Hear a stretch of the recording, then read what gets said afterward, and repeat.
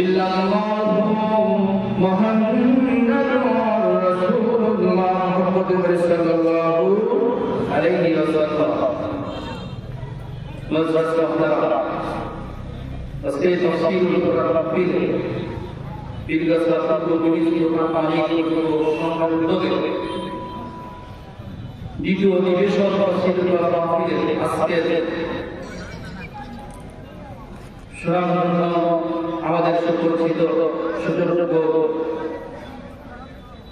সভাপতি সাহেব আলহাজ আব্দুল সামাদ বিশিষ্ট ব্যবসায়ী ও সমাজসেবক, আল্লাহ তাআলা তাদেরকে হায়াতে তৈয়বা দান করুন।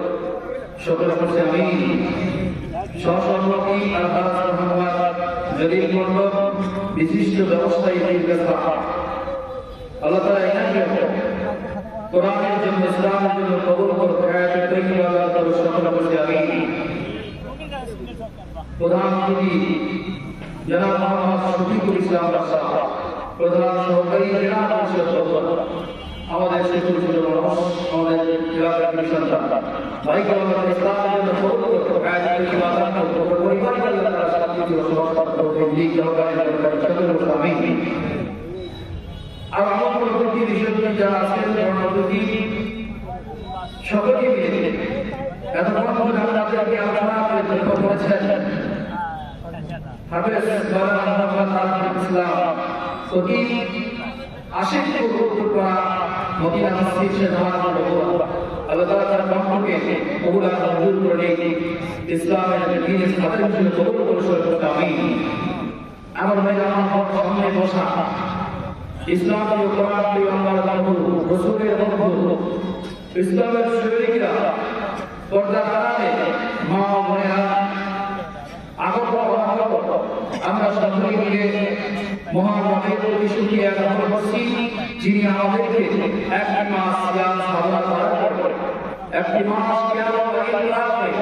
এই জান্নাতের বাগানে কবুল আর মঞ্জুর করেছেন। এদিকে আমরা এখানে আসতে পেরেছি আমাদের সত্যিকার আমাদের হিম্মতটা কথা বলেন আল্লাহ আল্লাহ কবুল করেছেন। এই জন্য যে আল্লাহ আমাদেরকে ভালো রাখেন, সুস্থ রাখবেন, আমার মতো আপনার হাসপাতালে বেড়ে কথা বলে ঠিক হবে ঠিক, কিন্তু আল্লাহ তাআলা আমাদের বেঁধে লাগিয়ে জান্নাতের বাগানে নিয়ে আসছে। এর জন্য আমরা খুশি না বেজান, অল্প না বেশি।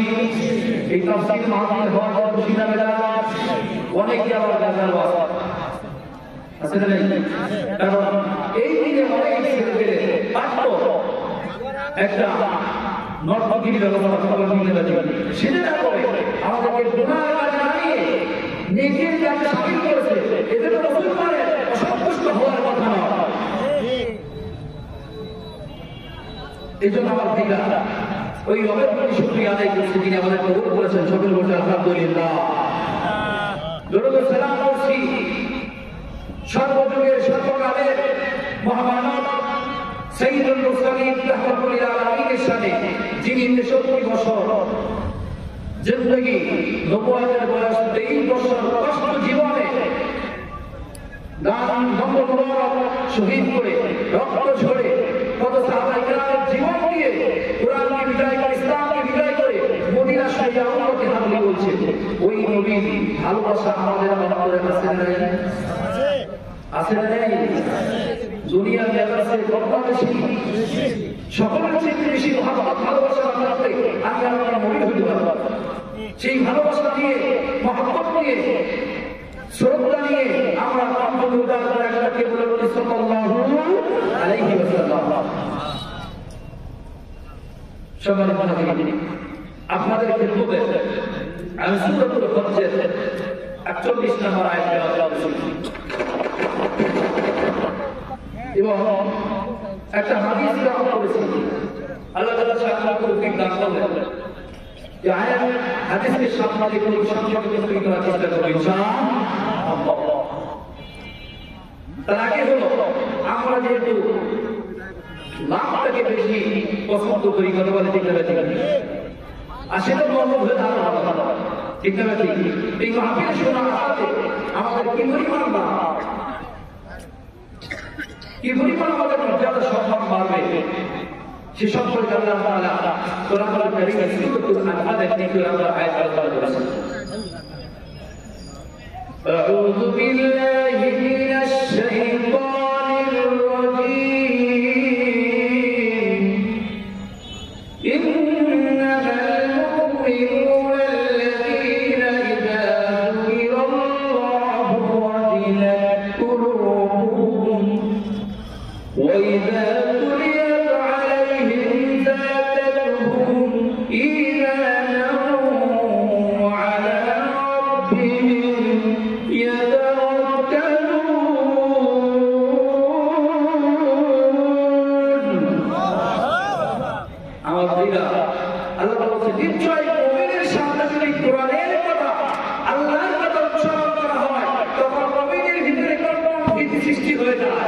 বলেছে কে?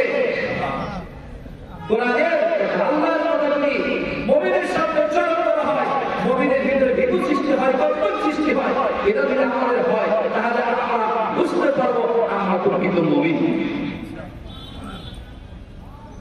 আপনার দিলে যাবে না, আপনার হৃদয়ে বাড়ি খালি না, আল্লাহর কথা আপনি মুমিন নয়, দলিল দিয়েছে কে?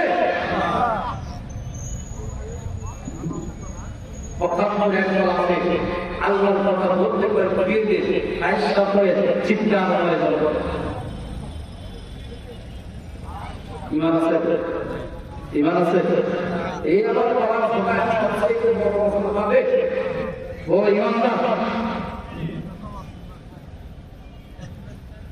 শুধু তাই নয়, ওই মুমিনের সামনে যদি কোরআনুল কারীমের তিলাওয়াত করা হয়, ওইটা তুমি আলাইহিম যাদাতুহুম ঈমানা, যখন তিলাওয়াত শুনে তিলাওয়াত শোনার সঙ্গে সঙ্গে তার ঈমানটা বৃদ্ধি হতে থাকে। সুবহানাল্লাহ। ওয়া আলা রাব্বিহিম ইয়াতাওয়াক্কালুন, আর মুমিন সকল বিষয়ে তাওয়াক্কুল করে ভরসা করে একমাত্র রবের প্রতি, আর কারো প্রতি নয়। আমরা এখন রবের প্রতি ভরসা করে কেউ ব্যবসা করে, কেউ চাকরি করে, কেউ আবার কি অন্য জাতির উপরে ভরসা করে থাকে। এটা না থাকলে আমার রিজিকি হইত না, আমি বাঁচতামই না, কথা বলার আছে না নাই? এরকম যদি ধারণা করার আপনার থাকে, ঈমান থাকবে? ঈমান আছে? মুমিন সবসময় সর্বক্ষণ সর্ব অবস্থায় তাওয়াক্কুল করে কারণে রবের। এজন্য আমাদের সর্ব অবস্থায় রবের প্রতি ভরসা রাখতে হবে, যা হিসাবে তার থেকে। এরপরে সূরাতুল আরাফের 204 নম্বর আয়াতে আল্লাহ বলেছেন, ওয়াইযা কুরিয়াল কুরআন ফাসতামি'উ লাহু ওয়া আনসিতু লাআল্লাকুম তুরহামুন, যেখানে কোরআনের আলোচনা হয় তারা চুপ করে মনোযোগ সহকারে শ্রবণ করো, রবের পক্ষ থেকে তোমাদের রহমত নাযিল হবে। সুবহানাল্লাহ। তাহলে কোরআনের আলোচনা করা হয়েছিল চলবে? কোরআন এমন একটি কিতাব যার উপরে কোনো কিতাব হতে পারে না, যার ভিতরে কোনো সন্দেহ যালিকাল কিতাবু লা রাইবা ফীহি, কোনো সন্দেহ নাই, কোনো ভুল। তাহলে কোরআন মানে আমরা ডাইরেক্ট জান্নাতে যাব, এর মধ্যে কি ভুল আছে? ভুল নাই। তাহলে কোরআন মানলে জান্নাত, না মানলে জাহান্নাম। তবে সেই কোরআনটা কি মানবো নিজের ব্যক্তিগত মতো, দলের মতো করে, নেতার মতো করে? কোরআনের মতো করে মানতে হবে, কোরআনের মতো করে মানতে হবে। তাহলে কোরআন মানলে সে কোরআন আপনাকে জান্নাতে নিয়ে যাবে। আবার তবে কি সাল্লাল্লাহু আলাইহি ওয়াসাল্লাম বলেছেন যে কোরআন যেখানে আলোচনা হয়, ওই বইখানা একদল একসাথে ফেরেশতা আসমান থেকে জমিন পর্যন্ত তাদের রহমত মাগফিরাত কামনা করে চিৎকার করে বলে সুবহানাল্লাহ। তো সেগুলোর কাছে বলতে আছে এই আলোচনা যতদূর পর্যন্ত পৌঁছবে, যত মাখলুকাতের কাছে যাবে, এই মাখলুকাতগুলো ওই ব্যক্তিদের জন্য সুপারিশের জন্য আল্লাহ তাআলা বলে কি করবে? তারা পরিবার করবে, আল্লাহ বান্দাদের জন্য ক্ষমা চাই, ক্ষমা চাই, ক্ষমা চাই। আল্লাহ তাআলা তাদের সুপারিশকে কবুল আর মঞ্জুর করে দেবেন বলে সুবহানাল্লাহ। তাহলে আমরা একটা দেশে বসেছি, এর দাম দুনিয়ার সমস্ত দেশের চাইতে বেশি। শুধুই নয়, কিছু সময় যদি এখানে ব্যয় করা হয়, নবীজি বলেছে 60 বছর নফল করিয়ে ইবাদতের সওয়াব তার আমলনামায় লিখে দেওয়া হয়েছে। সুবহানাল্লাহ। এতক্ষণ তো বইটা আমরা বুঝতে পেরেছি। আল্লাহ তাআলা আমাদের ধৈর্যের সাথে শেষ পর্যন্ত শ্রবণ করার তৌফিক দান করেন। সকলে বলছে আমিন। আমার ভাইরা,